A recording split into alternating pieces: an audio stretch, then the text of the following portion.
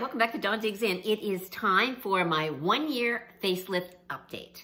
Now, I've done a couple, so if you haven't been following me for my whole facelift, you can check the playlist, and there's half a dozen that I've gone through on getting started, first week, second week, 3 months, 6 months, and so you can just kind of see where I have gone. I'm not going to go back through everything from the beginning because you can watch those, but for those that have been following along and want to see what I think at 1 year, I thought it was a really good time to do an update because there's so many things during a facelift that you honestly don't think about.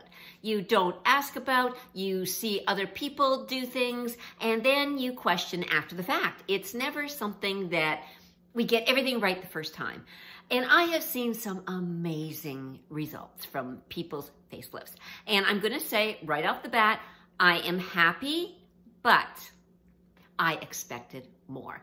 And I've said this many times, and I've gotten a lot of different replies from people. And to be totally honest, I do not get a lot of feedback on my facelift. Some of my family haven't even noticed. Nobody ever says, you look great, or did you do it? Nobody ever asked any of those questions. So I don't really know where I'm supposed to take that, but I don't get a lot of feedback. You know, my husband isn't really complimentary about it. He never says, damn, that really looks good. So it kind of leaves you sitting by yourself wondering, is it good? Isn't it good?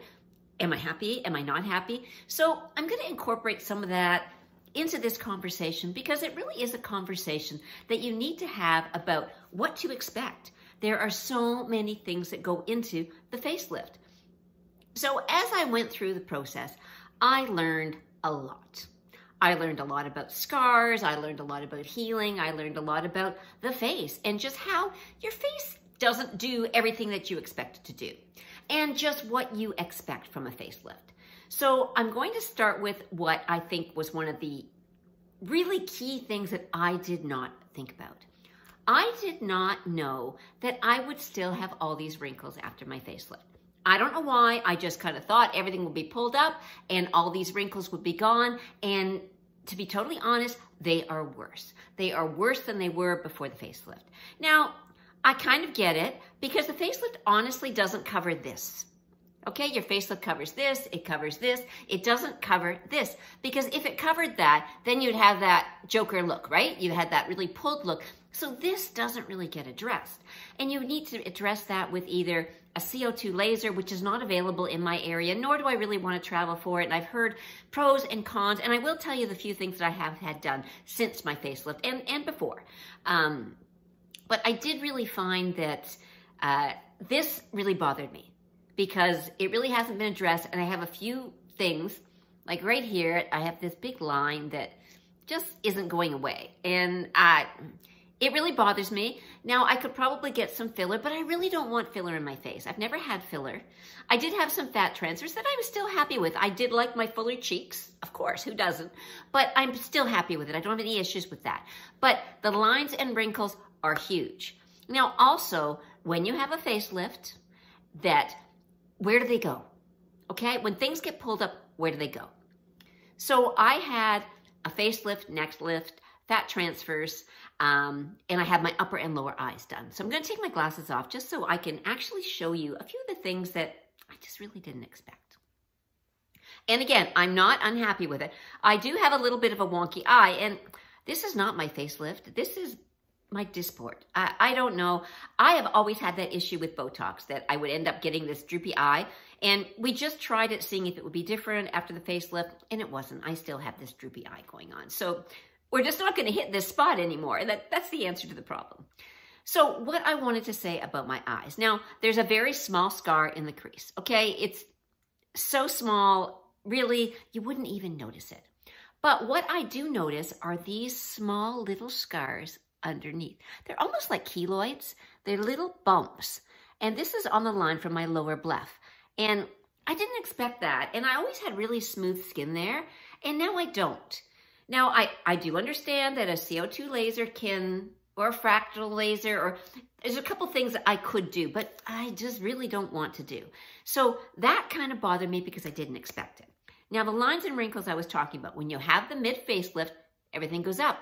Where do they go? They go here. Okay, so you end up with this super duper extra bunch of wrinkles because unless you do your brow lift, which we didn't do because My doctor really felt my brows were in a good position. But if we had done the brow lift, that would have given him somewhere to take this skin to. So he had nowhere to take the skin to. And I didn't understand at the time because you don't really talk about that. So I have a lot of extra wrinkles here. Now, I do have dysport. And I also want you to know that don't think because you got a facelift, you're not going to need Botox. If you needed Botox before, you will need Botox after. As I said, things move up, but there's still wrinkles. They're not going to go away. So you still need to address them and act accordingly. So I do have them right down through here, but the dysport does control that. So it's really kind of a give and take and figuring out what works for you. But if you don't want to have any dysport, fillers, anything done to your face and just have a facelift, you can. It just depends on what results you want. I really didn't want to see all these crow's feet, so I have had the dysport. How long I will have it, I don't know. But at this point in time, I was a little surprised that I had so many, so I did do the dysport. Maybe as years go on, I may not do it. But, you know, I'm almost 66, so I'm happy with how things are working. But again, this is something that you don't think about. Where do those wrinkles go? They don't go anywhere. They stay right where they were. Like a few get pulled up. But really, if you expect all of them to be gone, you're going to be sadly mistaken because they are not. So I'm still dealing with these wrinkles that I just don't know what to do with. Like I said, I could do filler, but I don't really want to do filler. And maybe at the time, if I had thought about it, I could have asked for some fat transfers into those areas. But I didn't really think about it, and it wasn't suggested, so I really didn't know what to do. So wrinkles don't go away with a facelift. Some get moved. Majority will stay right where they are because that's life. Now, my neck. I'm happy with it, but I still have a lot. There's a lot of lax skin here. A lot. There's some lumps. There's some bumps. There's, you know, if I really, I know it's going to be hard to get an angle, right? But I feel like there is a lot that shouldn't be there. Now, I could be just being crazy, okay? And as I said, I don't have people to tell me. So when I ask people, they're like, whatever. You know, nobody really gives you a great answer. So I do really find that this is still there. It was gone for a long time, and now it has come back. Now, my plastic surgeon did tell me that the banding could return. Okay, but I really didn't expect it to be this much at a year. Like, there's a lot there. There's a lot there. Now, I am going to see my plastic surgeon next week because we are going to do a couple little tweaks that have kind of been bothering me and we're going to work on. So, but up to this point, I haven't had anything tweaked. This is just the facelift and the dysport. So that was a big area of concern for me. I also thought that my nasolabial folds wouldn't be as prominent. Now, again, these are something that everybody has. This is just movement on your face. They're less prominent than they were, but I think they could have used a lot more filler. But, you know, if he had been a little, I guess what I'm trying to say is I wished my facelift had been a little more aggressive. And again, it wasn't something that I honestly thought about at the time. I just, you know, we went in, we did our consultation, we talked about what results I wanted, and I really should have said I wanted that heart-shaped face. I really wanted things to be pulled up a lot tighter. I wanted my jowls to be a lot tighter. I wanted this to be a lot higher and fuller, and it's not. And it's not bad, and I don't have a problem with it, but these are things that we don't really think about when we're going through the process. We kind of are trusting in our surgeon, and I had a great surgeon. It wasn't that. I just needed to say, I want you to be a little more aggressive. Am I going to redo anything? No. Like I said, I'm just going to do a few tweaks. So let's kind of talk about what those areas are that I really want to have tweaked. Now, when you have your facelift, your scar goes down here and around here. And you can still see, my scar is still there. It's very faint, but you can still see a little bit of that scar. Now, right here, I have a weird spot, okay? There's pleats there. Now, those were from the staples, and they never flattened out. It was something that I didn't really bother about too much. I asked the surgeon very early on, like when the staples were coming out, like, what's this? And he was like, don't worry, that'll just flatten out and go away. So I never really bothered with it again because he told me it would flatten out and go away. So I just kind of left it. Now, my husband was extremely bothered by it. Now, I was bothered by this side, okay? This scar, again, it goes down and around here, but it seemed to be really far out in my face. And I was worried that it was going to stay there. So what I want to tell you about this scar is that we don't realize that our sideburns are gone. Okay? When we have the facelift, these sideburns get cut off. They shave that right off and they're not there. Okay? And they have to grow back. So when I was worried about what was going on here, I didn't realize that this is all new growth. This is all me. This is all new growth of hair that has just come from these sideburns. So once they grew back, you don't really notice it as much. But this side, because I kind of trusted that it was going to go away, is still there. So when I go back next week, we're going to see about tweaking this, and possibly that can be lifted up just that hair to remove those pleats, because that really bothers me. It's something that I look in a mirror and all I see are these pleats. And I just don't like the look of it. It's almost like a tell to me. And I really don't like the look of it. So another thing that I don't like, and we're going to talk about, is my ears.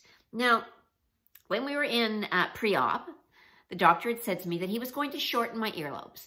I didn't have overly long earlobes, and I did have pierced ears, and I've never worn heavy earrings, like never. I'm one of those people that put in one pair of earrings and they never come out. So the earrings were not really a big issue for me, but he thought it would look nice. He said, younger face, younger ears, let's trim that up. So we trimmed that up. Now, some people will say these are pixie ears. He says they are not, but I don't like the way this is down here. So what I'm going to get done is we are just going to do that. It's small, it's subtle, but I think it really takes ears off. Okay, this to me looks like I've had something done and I don't like it, but I just want that little bit of indentation there. And the same on this side. You know, it's just, I don't like this flatness. Like I said, some people will call it a pixie ear, but I understand he's shortened his earlobe and then he's reattached it. But I'm just going to see if we can just do a little bit on both sides, and I think that would just make a world of difference. So they're really small, small tweaks. I don't think the laxity is going to be addressed. Again, you know, I'm not a spring chicken. If I had had this done in my 40s, early 50s, I might have wanted a little more done. But because I'm in my mid-60s, I really don't think that that's realistic to expect that this would stay totally taut and firm all the time. But it doesn't look bad. I'm happy with my profile. That was a really, really big one for me, was the profile, because before I had this horrible chin that just dropped down. And I will pop a picture in near the end so that you can kind of see the before and after, just in case you haven't seen it before. But it looks fine. It's just me nitpicking, because that is what we do. Again, I don't like these jowls. I thought they would have been gone. They're not. He said he couldn't pull me any tighter. I have to go with my surgeon and say that he knew what he was doing, and he gave me the best look that he could, and it was a very conservative facelift. And there is nothing wrong with that. I look extremely natural. I look like me, only younger. If I showed you a picture of me 15 years ago, this is pretty much what I looked like, other than the ears and this little spot and the wrinkles. But, you know, really, it does look pretty much like I have looked. The fat transfers have been fine. People go on and on and on about fat transfers, saying that you are going to lose all this volume and, oh my God, they don't last. Fat transfers last if they are done properly.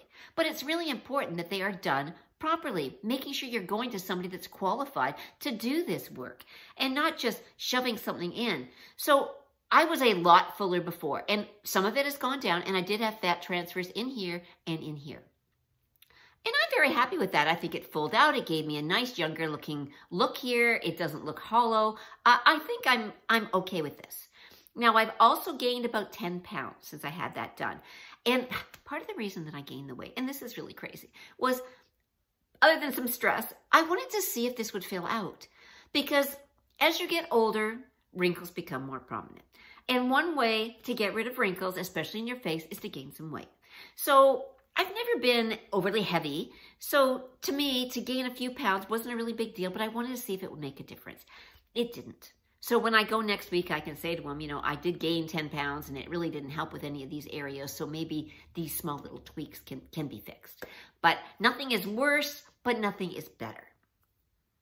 So that was kind of an issue that I really felt was important to talk about because we don't think about these things, right? We listen to other people, and there are some really, really good Facebook groups out there on facial plastic surgery. And take it all with a grain of salt. A lot of people go out of country. I was not going out of country. Sorry, I'm not going to Mexico. I'm not going to Turkey. I'm not doing that. That scared the heck out of me. I'm in Canada. You know, we have healthcare here. Obviously, I had to pay for my facelift. But, you know, if something went wrong, I could go to a hospital and I didn't have to worry about it. I did not want to be in another country worrying about something going wrong. And I've seen a lot of people have things go wrong. But there's also a lot that have had amazing, amazing results going out of country. So it's a real personal thing. Yes, it's cheaper, but it's also your face. So there's good surgeons, there's bad surgeons everywhere in the world. If money is just an issue for you, then maybe you want to go to Mexico or Turkey. I wasn't really as concerned about the money as I was about getting a good job. Now, I'm sitting here watching myself, and I can see this eye. My husband's always noticing it. He's like, your eye's dropping, your eye's dropping. So you can see as I talk, this eye will kind of get a little bit lazy, and that is from the Dysport. So it's just not as open as this one is, so I kind of have to do one of these to make sure it's the same. But it'll wear off. It's nothing to do with my plastic surgery. So what have I done since all of this went on? So obviously I did the Dysport. Now, about 3 months, we did Botox. No luck, it didn't take. So a couple weeks later, we did another load of Botox. I did 3 rounds of Botox. None of it took. I was so upset and so disappointed because it's always worked really well for me, and it didn't. So I went to my Medi-Spa, and we talked about the Dysport, and we talked about why the Botox didn't work. We didn't know. So we thought we're going to give it a shot, and we're going to try the Dysport and see what happens. The Dysport worked immediately. And that is a big difference between Dysport and Botox. Botox takes at least 2 weeks, so you got to wait 2 weeks. And then, you know, it only lasts like maybe 3 months. So you've got that big waiting period. So it doesn't last as long as the Dysport. Dysport, I find, within 3 or 4 days, I can certainly see a difference. And within a week, I'm good. It's like, I don't feel like I look frozen. I did have some done. My forehead, this is what I did. Forehead, here, and right in here. Okay, those are the only areas that I did Botox. And I think I did 43 units. Again, Botox, Dysport, they're an expense. So it's several $100s to have it done, and it lasts 3 to 4 months. So I try to do it twice a year, but I've done it a little more this year just because I wanted to see what results I had after the facelift. So I did have that done. I also had an IPL treatment. That's an intense pulse light. I did one of these several years ago when I had my Morpheus 8 treatment. And you can see my video on my Morpheus 8. Loved it, had great results. Again, a lot of people will go on and on about, don't do that, it melts your face, it does this, it does this. It all comes down to who is your provider, who is doing the work. Make sure it's a qualified person doing the work. I had no issues. I had no downtime. I had no real redness. I really found I had really great feel to my skin afterwards. I did find I had some tightening and lifting. I was very happy with the 3 Morpheus treatments that I had. I didn't have any issues. So make sure that whoever is doing it is qualified. It's a doctor or a nurse. It's not just somebody that's taken a class. Make sure it's a doctor or a nurse. That's really important. And that they understand your face. And making sure that they are adjusting that depth so that that felt melting doesn't happen. There are levels that they can adjust the Morpheus 8. So make sure you have somebody really qualified that understands the face and knows what they are doing. So, and again, you can watch my video on the Morpheus 8. It was great for me. And it held me off several years. I did Morpheus 8 in 2018. I think it was 2018. And I did my facelift in 2023. So I got almost 5 years out of the Morpheus 8. So for the $2,000 I spent, I think it was really worth my while. So I was very happy with the Morpheus 8. Now, I said I had an intense pulse light, an IPL. Now, I had the IPL years ago when I did the Morpheus 8, and it was amazing. I was totally thrilled with it. All those little brown spots on your face, they all dry up and shrink up, and it looks like coffee grounds on your face, and then they just fall off. Now, I had one done, let's see. I had it done 2 months ago. I'm going to say 2 months ago. And I was disappointed. I didn't have any of that effect. I was planning on doing a video on my IPL treatment, and I had nothing to show. I started taking pictures every day for a week, and I had no difference. Now, I know I can look and I can say, I don't have, the brown spots. Everybody gets those driving spots, right? Again, I live in Canada. I live in a cold climate. We don't have a lot of sun, so I'm not really exposed a lot. I do wear sunscreen, but I was a child of the 70s. So, we were the baby oil girls. We didn't really worry too much about sunscreen. But in the last 15, 20 years, I really have been aware of sunscreen and made sure that I have put it on. So I don't really have much in the way of those brown spots that you get from being driving or a passenger. And that's what they are from being in the car. So I don't really have that too much. And I do have this one spot. And I'm telling you, I don't know how many times we hit this thing, but it just will not go away. But it's this one brown spot, and I could put on a ton of makeup and undercover, and I can't seem to. It just kind of comes through. So that has been a bit of an issue for me. See, the ears bother me because I'm always trying to keep my hair out there. So I think that little tweak there will eliminate that problem for me. What do you think? Let me know. If you've been following me for a while and you haven't subscribed, please hit that like and subscribe. It really helps my channel and it lets me bring you more content. And I love bringing you content on, again, different things that I'm doing, living a happy, healthy life, and things I'm doing that you might find interesting or get some value from. And if you are thinking about a facelift, please check out the playlist I've done. I followed it right from the beginning to the 1 year. And, you can see what the pros and cons are and what the overall really result is and how much downtime you really do have. Because there is more downtime than people want you to think there is. When you start off, you look pretty scary. You're pretty alien-y. But within a couple weeks, you look half decent. But the changes keep going. I was still having changes at 6, 7, 8 months. You go, oh, well, that's different. Oh, well, okay, I see that there. And swelling, I had swelling till at least 5 months. So you may think your swelling's gone. It is not. And I still do find days that I wake up and I am swollen. I will have puffy cheeks and puffy here or puff under here. And it's very normal. So don't think that this is all, roses and that everything's going to be great. You are going to see it. Got to pull this down. But at least I've got the sideburns back. They've grown back in. So I feel better that that kind of covers that. It's just me, right? So those are things that you really don't think about. You don't think about how much downtime you're going to have. And the worst part, the absolute worst part of a facelift is your ears. Nobody talks about the ears. They basically take them off your head and put them back on, okay? Your face has seriously been compromised. So people complain, I don't know why my ears are so sore. Oh my God, they've been removed and put back. Ears are a nightmare. I am still sleeping elevated. Not a lot. I have 2 pillows and I'm only slightly elevated, but I can't lie on my side. I still cannot lie on my side. If I lie on my side, my ear gets sore. It's still not comfortable for me. And I know a lot of people complain about their compression, which is a nightmare, but it's a necessity. Every doctor's different. My doctor had me wear it almost 24/7 for 8 weeks. And I don't know if it's age related. I'm not too sure because I've seen some people my age that never had to wear it and other people that had to wear it, younger people that didn't have to wear it and younger people that did have to wear it. So again, subjective, and every doctor is different. Just listen to what your doctor recommends because that is how you'll get the best results for what he has done. And they all perform things slightly different. So back to the ears. Now, I'm going to try and see if I can show you my scars behind my ears because they really are good.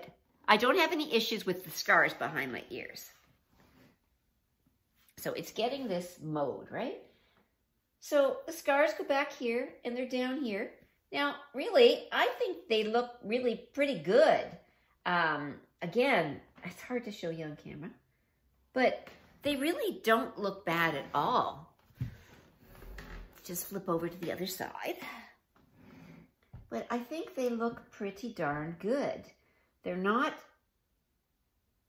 raised. They're it goes back into your hairline here and it goes down here and it goes right up around your ear. This is a big surgery. This is huge. The ears are everything. As much as we don't think about it, and I did not think about it. I mean, sure, I knew there was going to be scars behind my ears, but just the amount of discomfort. I don't even want I mean, there was pain. There was pain. There were days of pain. There were days of aching. There was days of holding my ears. There was ice packs. There was, you know, putting socks in my compression. There was a lot of things, and I talk about that in that playlist. But there are a lot of things that go on with the ears. But here I am, 1 year post-op, ears. Still, it's not the most comfortable thing. I just don't know what else to say about the ears, but they are just not good. So if you have problems with your ears,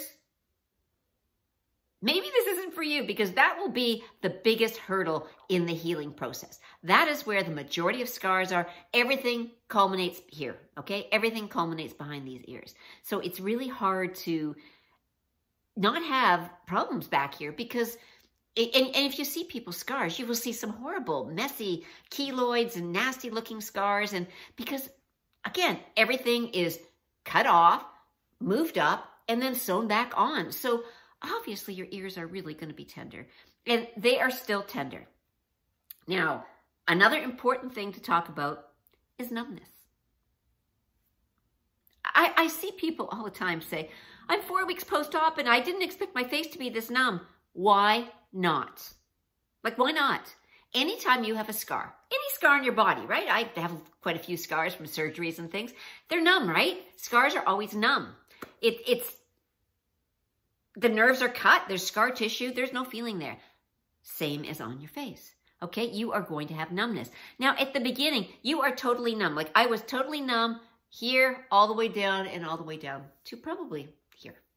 Okay, totally numb. So the pain is tolerable because you're numb. You don't really feel it. You just feel the ears and you feel the pressure from the compression bandages. But the numbness, you kind of don't think about. And it makes some things difficult. It makes massaging your scars difficult because you can't feel, right? You can't feel that pressure on your fingers. It takes a long time. So I still had numbness at 3 months. I still had numbness at 6 months. I still have a bit of numbness at 1 year. Now, where is that numbness sitting now? A little bit right here, and a little bit right here along my jawline. My neck is good. This all feels normal. Behind my ears is even good. My ears all have feeling back. A little bit of numbness down here, but not really a concern. And we're going to tweak that hopefully so that won't be a bother.